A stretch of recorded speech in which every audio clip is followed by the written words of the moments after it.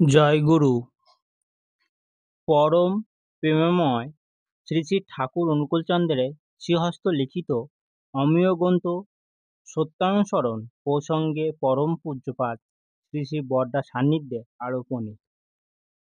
যার উপর যা কিছু সব দাঁড়িয়ে আছে তাই ধর্ম, আর তিনিই পরম পুরুষ। বাণীটি তাৎপর্য ব্যাখ্যা। শ্রী পিতৃদেব একসময় তিনি বোম হয়েছিলেন, তারপর জলময় হয়ে গেল। অনন্ত বোম থেকে অনন্ত জলরাশি, তিনি অনন্ত জলরাশি হলেন। বৃষ্টি থেকে শ্যাওড়া, উদ্ভিদ, পোকামাকড়, বন্যপ্রাণী একে একে সৃষ্টি হলো। তার ইচ্ছাটাই প্রকৃত রূপে প্রকট হচ্ছে।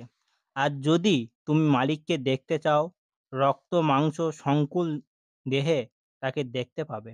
আলো, হাওয়া, জলরাশি, মাটি, গাছপালা, পশু পাখি, মানুষ ইত্যাদি যাবতীয় যার উপর দাঁড়িয়ে আছে তাই ধর্ম, আর তিনি পরম পুরুষ।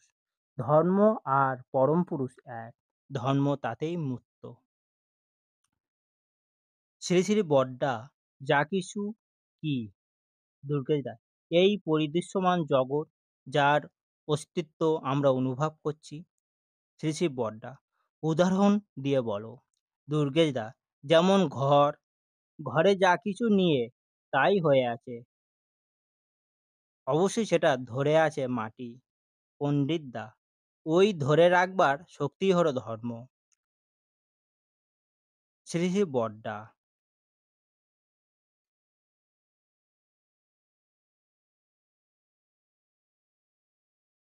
পাহাড় ডেট হয়ে গেলে সেটা যে ফর্ম এ ছিল, যে ফর্মে ছিল, তা আবার অন্য ফর্মে নিলে পাথর গুঁড়ো হয়ে বালি, তা থেকে মাটি, আবার তা থেকে পাথর,